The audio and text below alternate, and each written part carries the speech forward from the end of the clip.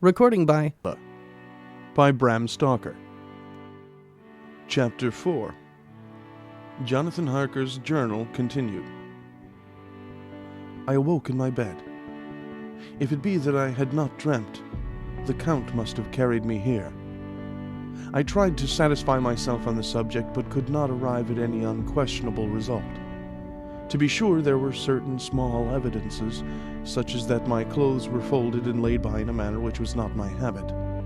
My watch was still unwound, and I am rigorously accustomed to wind it the last thing before going to bed, and many such details. But these things are no proof, for they may have been evidences that my mind was not as usual, and for some cause or another I had certainly been much upset. I must watch for proof. Of one thing I am glad. If it was that the Count carried me here and undressed me, he must have been hurried in his task, for my pockets are intact. I am sure this diary would have been a mystery to him which he would not have brooked. He would have taken or destroyed it. As I look round this room, although it has been to me so full of fear, it is now a sort of sanctuary, for nothing can be more dreadful than those awful women who are waiting to suck my blood. 18th of May. I have been down to look at that room again in daylight, for I must know the truth. When I got to the doorway at the top of the stairs, I found it closed. It had been so forcibly driven against the jamb that part of the woodwork was splintered. I could see that the bolt of the lock had not been shot, but the door is fastened from the inside. I fear it was no dream, and must act on this surmise. 19th of May.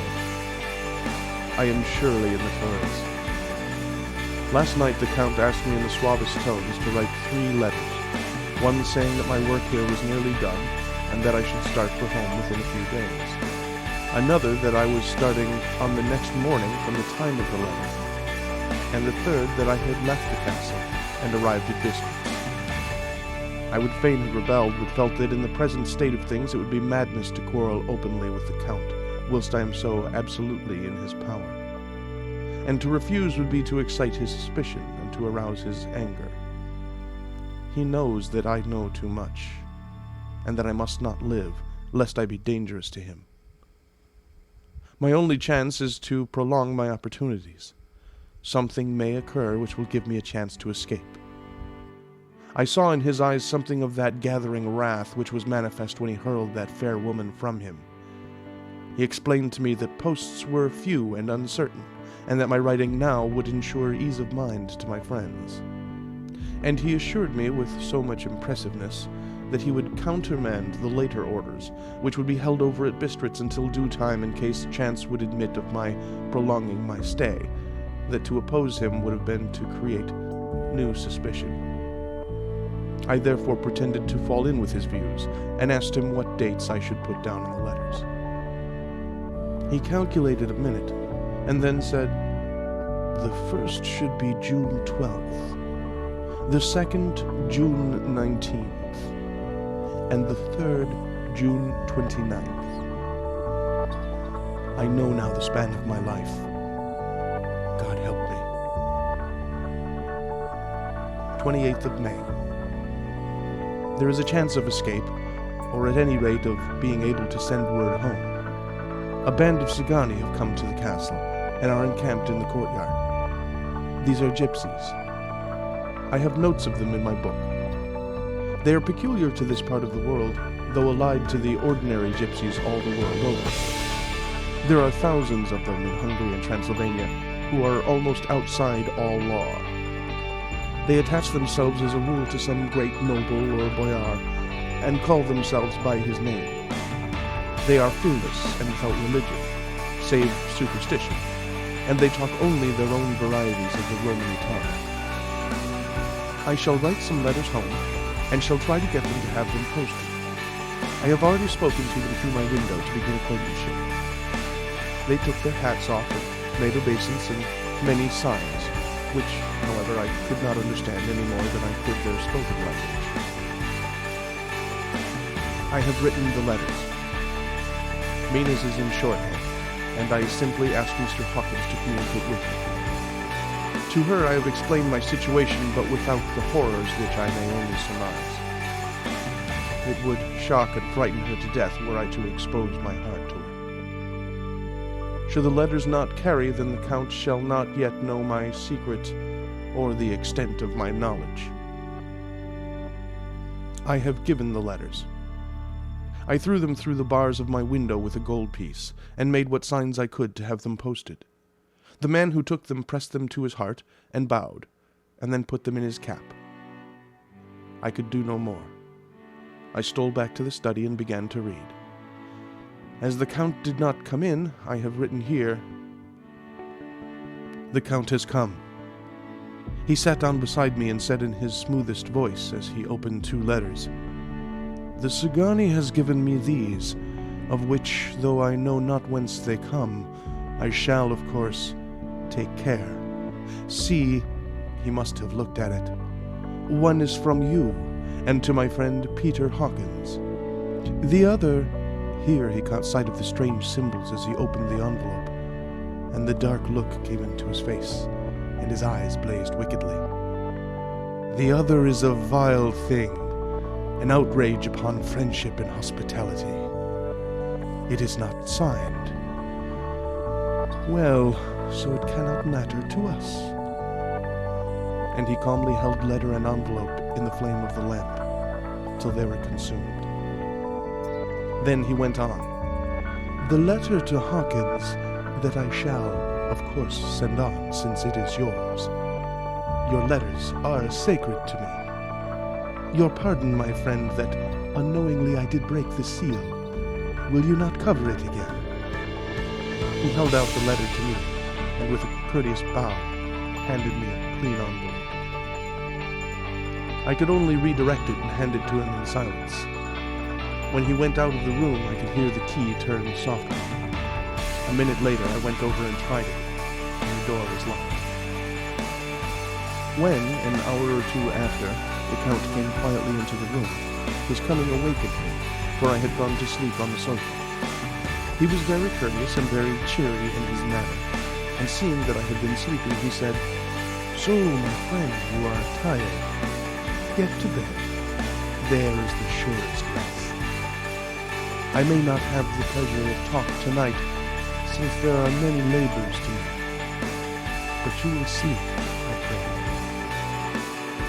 I passed to my room and went to bed, and, strange to say, slept without dreaming. Despair has its own calms. 31st of May. This morning when I woke, I thought I would provide myself with some papers and envelopes from my bag and keep them in my pocket, so that I might write in case I should get an opportunity. But again, a surprise. Again, a shock. Every scrap of paper was gone, and with it all my notes, my memoranda, relating to railways and travel, my letter of credit, in fact, all that might be useful to me were I once outside the castle. I sat and pondered a while, and then some thought occurred to me, and I made search of my portmanteau and in the wardrobe where I had placed my clothes. The suit in which I had traveled was gone, and also my overcoat and rug. I could find no trace of them anywhere. This looked like some new scheme of villainy. 17th of June. This morning, as I was sitting on the edge of my bed, cudgeling my brains, I heard without a crackling of whips and pounding and scraping of horses' feet up the rocky path beyond the courtyard. With joy I hurried to the window and saw drive into the yard 2 great lighter wagons, each drawn by 8 sturdy horses, and at the head of each pair a Slovak, with his wide hat, great nail-studded belt, dirty sheepskin, and high boots. They had also their long staves in hand.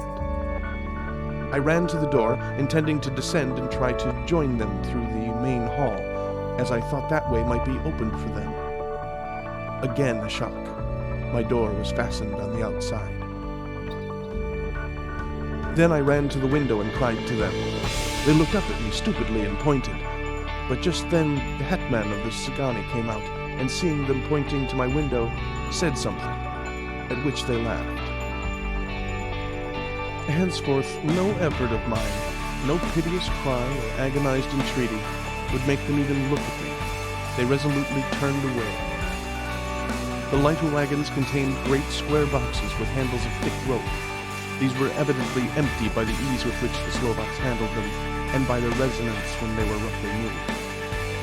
When they were all unloaded and packed in a great heap in one corner of the yard, the Slovaks were given some money by the Sagani, and, spitting on it for luck, lazily went each to his horse's head. Shortly afterwards, I heard the crackling of their whips die away in the distance.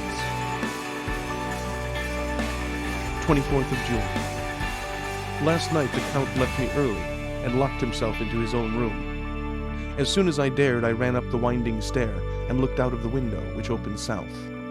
I thought I would watch for the Count, for there is something going on.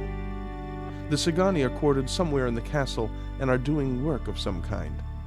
I know it, for now and then I hear a far-away muffled sound, as of mattock and spade, and whatever it is, it must be the end of some ruthless villainy.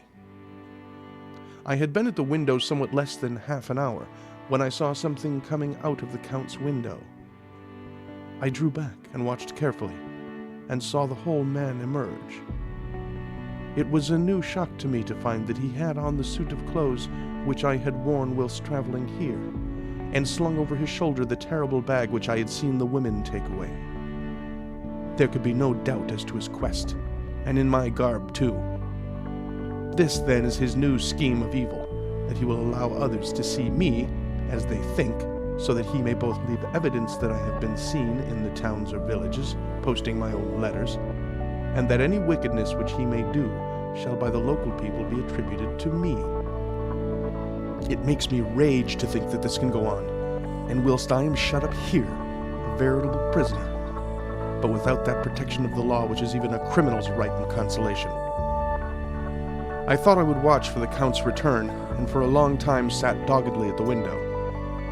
Then I began to notice that there were some quaint little specks floating in the rays of the moonlight. They were like the tiniest grains of dust, and they whirled round and gathered in clusters in a nebulous sort of way. I watched them with a sense of soothing, and a sort of calm stole over me. I leaned back in the embrasure in a more comfortable position, so that I could enjoy more fully the aerial gambol.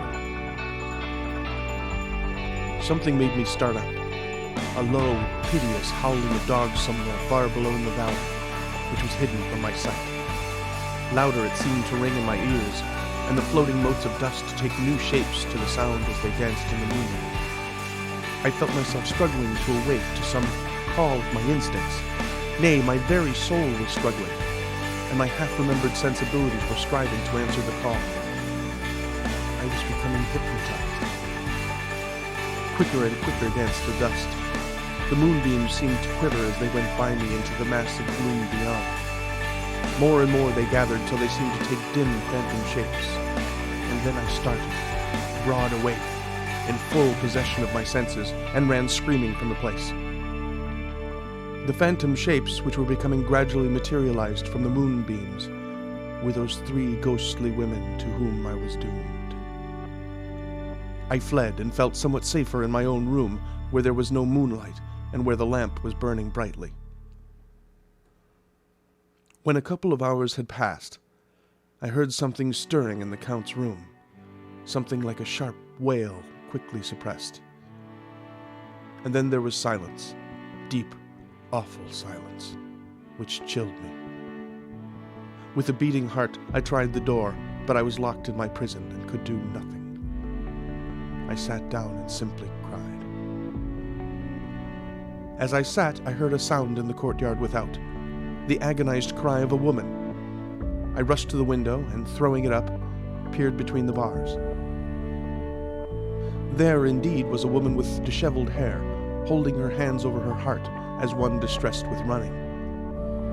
She was leaning against the corner of the gateway. When she saw my face at the window, she threw herself forward and shouted in a voice laden with menace, "Monster, give me my child!" She threw herself on her knees, and raising up her hands, cried the same words in tones which wrung my heart. Then she tore her hair and beat her breast and abandoned herself to all the violences of extravagant emotion. Finally, she threw herself forward, and though I could not see her, I could hear the beating of her naked hands against the door.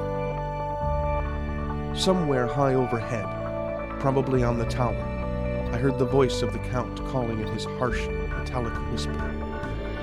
His call seemed to be answered from far and wide by the howling of wolves.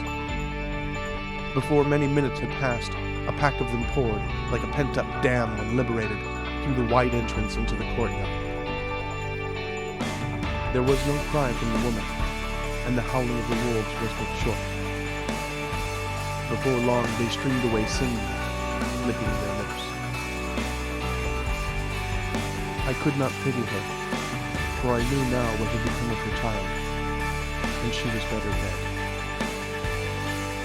What shall I do? What can I do? How can I escape from this dreadful thing of night, gloom, fear? 25th of June. No man knows till he has suffered from the night how sweet indeed to his heart and eye the morning can be. When the sun grew so high this morning that it struck the top of the great gateway opposite my window, the high spot which it touched seemed to me as if the dove from the ark had lighted there. My fear fell from me as if it had been a vaporous garment, which dissolved in the warmth. I must take action of some sort whilst the courage of the day is upon me. Last night one of my post-dated letters went to post, the first of that fatal series which is to blot out the very traces of my existence from the earth. Let me not think of it. Action. It has always been at night time that I've been molested or threatened, or in some way in danger or in fear. I have not yet seen the Count in the daylight.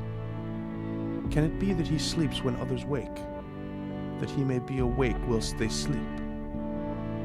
If I could only get into his room.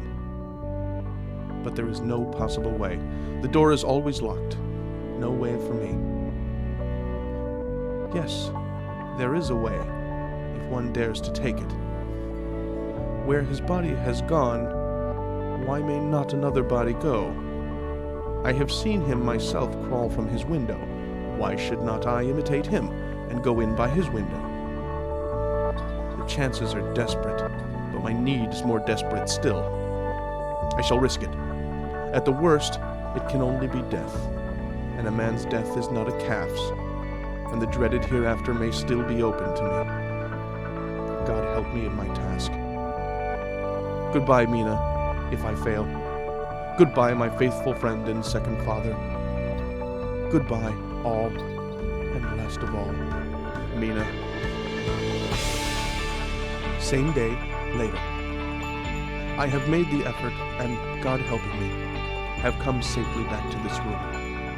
I must put down every detail in order. I went whilst my courage was fresh, straight to the window on the south side, and at once outside, on this side. The stones are big and roughly cut, and the mortar has by process of time been washed away between them. I took off my boots and ventured out in the desperate way. I looked down once, so as to make sure that a sudden glimpse of the awful depth would not overcome me, but after that kept my eyes awake. I know pretty well the direction and distance of the Count's window, and made for it as well as I could, having regard to the opportunities available. I did not feel dizzy. I suppose I was too excited, and the time seemed ridiculously short, till I found myself standing on the windowsill and trying to raise up the sash. I was filled with agitation, however, when I bent down and slid feet foremost in through the window. Then I looked around for the Count, but with surprise and gladness made a discovery. The room was empty. It was barely furnished with odd things which seemed to have never been used. The furniture was something the same style as that in the south rooms, and was covered with dust. I looked for the key, but it was not in the lock, and I could not find it anywhere. The only thing I found was a great heap of gold in one corner, gold of all kinds, Roman and British and Austrian and Hungarian and Greek and Turkish money, covered with a film of dust as though it had lain long on the ground. None of it that I noticed was less than 300 years old. There were also chains and ornaments, some jeweled, but all of them old and stained. At one corner of the room was a heavy door. I tried it, for since I could not find the key of the room or the key of the outer door, which was the main object of my search, I must make further examination, or all my efforts would be in vain. It was open, and led through a stone passage to a circular stairway, which went steeply down. I descended, minding carefully where I went, for the stairs were dark, being only lit by loopholes in the heavy masonry. At the bottom there was a dark, tunnel-like passage, through which came a deathly, sickly odor, the odor of old earth newly turned. As I went through the passage, the smell grew closer and heavier. At last I pulled open a heavy door which stood ajar, and found myself in an old ruined chapel, which had evidently been used as a graveyard. The roof was broken, and in 2 places were steps leading to vaults, but the ground had recently been dug over, and the earth placed in great wooden boxes, manifestly those which had been brought by the Slovaks. There was nobody about, and I made a search over every inch of the ground so as not to lose a chance. I went down even into the vaults, where the dim light struggled, although to do so was a dread to my very soul. Into 2 of these I went, but saw nothing except fragments of old coffins and piles of dust. In the 3rd, however, I made a discovery. There, in one of the great boxes, of which there were 50 in all, on a pile of newly dug earth, lay the Count. He was either dead or asleep. I could not say which, for eyes were open and stony, but without the glassiness of death, and the cheeks had the warmth of life through all their pallor. The lips were as red as ever, but there was no sign of movement, no pulse, no breath, no beating of the heart. I bent over him and tried to find any sign of life, but in vain. He could not have lain there long, for the earthy smell would have passed away in a few hours. By the side of the box was its cover, pierced with holes here and there. I thought he might have the keys on him, but when I went to search I saw the dead eyes, and in them dead though they were, such a look of hate, though unconscious of me or my presence, that I fled from the place, and leaving the Count's room by the window, crawled again up the castle wall. Regaining my room, I threw myself panting upon the bed and tried to think. 29th of June.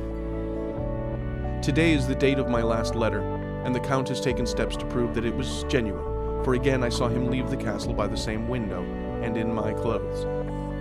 As he went down the wall, lizard fashion, I wished I had a gun or some lethal weapon, that I might destroy him. But I fear that no weapon, wrought along by man's hand, would have any effect upon him. I dared not wait to see him return, for I feared to see those weird sisters. I came back to the library, and read there, till I fell asleep.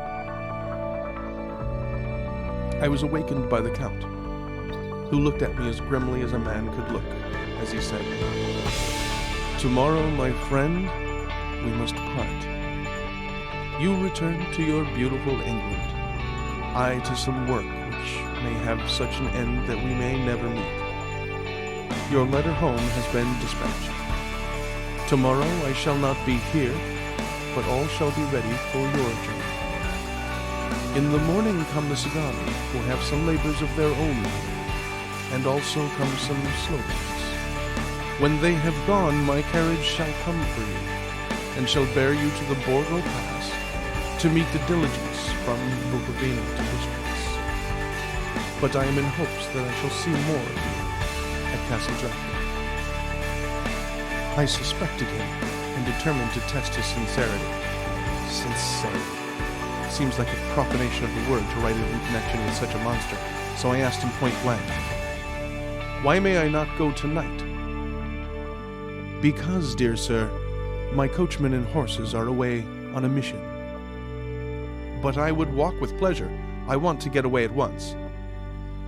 He smiled such a soft, smooth, diabolical smile that I knew there was some trick behind his smoothness. He said, "And your baggage?" "I do not care about it. I can send for it some other time." The Count stood up and said, with a sweet courtesy which made me rub my eyes, it seemed so real, "You English have a saying which is close to my heart, for its spirit is that which rules our boyars. Welcome the coming, speed the parting guest. Come with me, my dear young friend.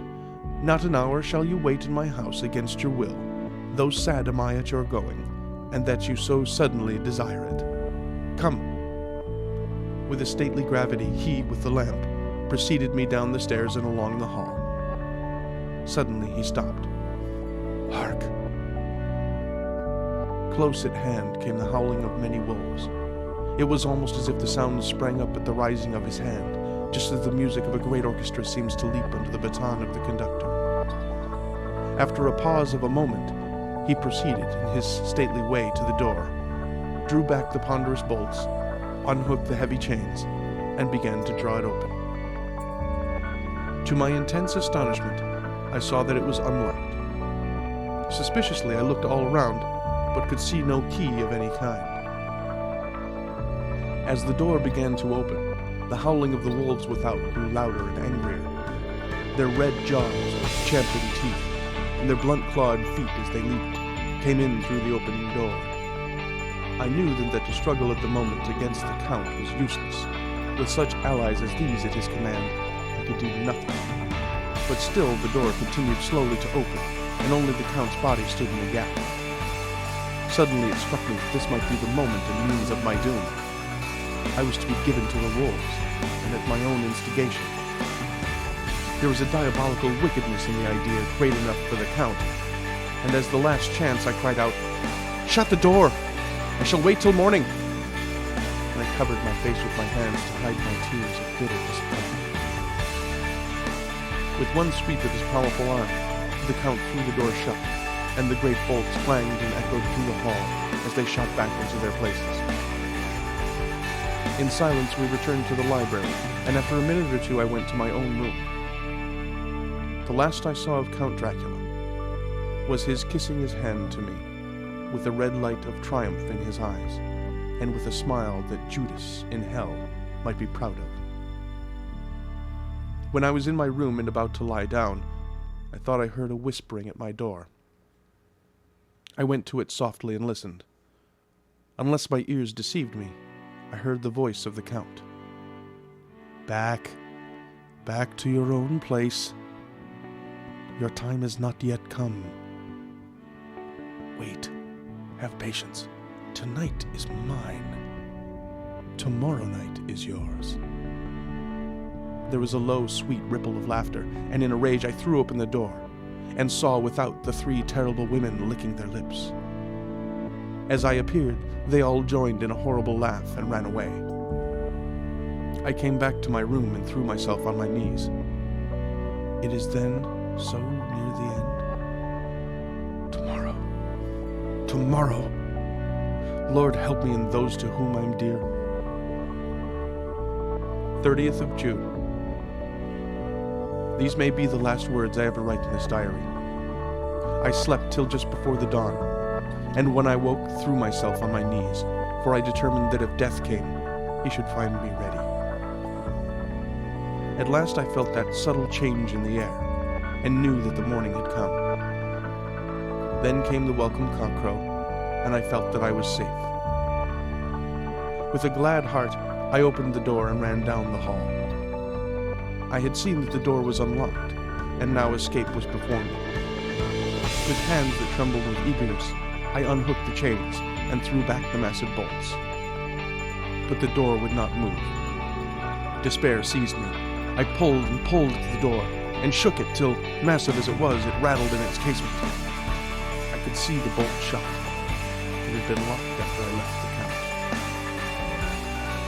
Then a wild desire took me to obtain the key at any risk, and I determined then and there to scale the wall again and gain the Count's room. He might kill me, but death now seemed the happier choice of evils. Without a pause, I rushed up to the east window and scrambled down the wall as before, into the Count's room. It was empty, but that was as I expected. I could not see a key anywhere, but the heap of gold remained. I went through the door in the corner, and down the winding stair, and along the dark passage to the old chapel. I knew now well enough where to find the monster I sought. The great box was in the same place, close against the wall, but the lid was laid on it, not fastened down, but with the nails ready in their places to be hammered home. I knew I must reach the body for the key, so I raised the lid and laid it back against the wall. And then I saw something which filled my very soul with horror. There lay the Count, but looking as if his youth had been half restored. For the white hair and mustache were changed to dark iron gray. The cheeks were fuller, and the white skin seemed ruby red underneath. The mouth was redder than ever, for on the lips were gouts of fresh blood, which trickled from the corners of the mouth and ran down over the chin and neck. Even the deep, burning eyes seemed set amongst swollen flesh, for the lids and pouches underneath were bloated. It seemed as if the whole awful creature was simply gorged with blood. He lay like a filthy leech, exhausted with his repletion. I shuddered as I bent over to touch him, and every sense in me revolted at the contact, but I had to search, or I was lost. The coming night might see my own body a banquet in a similar war to those horrid three. I felt all over the body, but no sign could I find of the key. Then I stopped and looked at the Count. There was a mocking smile on the bloated face which seemed to drive me mad. This was the being I was helping to transfer to London, where, perhaps, for centuries to come, he might, amongst his teeming millions, satiate his lust for blood and create a new and ever-widening circle of semi-demons to batten on the helpless. The very thought drove me mad. A terrible desire came upon me to rid the world of such a monster. There was no lethal weapon at hand, but I seized a shovel, which the workmen had been using to fill the cases, and lifting it high, struck with the edge downward at the hateful face. But as I did so, the head turned, and the eyes fell upon me with all their blaze of basilisk horror. The sight seemed to paralyze me, and the shovel turned in my hand and glanced from my face, merely making a deep gash above the forehead. The shovel fell from my hand across the box, and as I pulled it away, the flange of the blade caught the edge of the lid, which fell over again, and hid the horrid thing from my sight. The last glimpse I had was of the bloated face, blood-stained, and fixed with a grin of malice, which would have held its own when it never was held. I thought and thought what should be my next move, but my brain seemed on fire, and I waited with a despairing feeling growing over me. As I waited, I heard in the distance a gypsy song sung by merry voices coming closer, and through their song the rolling of heavy wheels and the cracking of whips. The Cigani and the Slovaks of whom the Count had spoken were coming. With a last look around and at the box which contained the vile body, I ran from the place and gained the Count's room, determined to rush out at the moment the door should be opened. With strained ears, I listened, and heard downstairs the grinding of the key in the great lock, and the falling back of the heavy door. There must have been some other means of entry, or someone had a key for one of the locked doors. Then there came the sound of many feet tramping and dying away in some passage which sent up a clanging echo.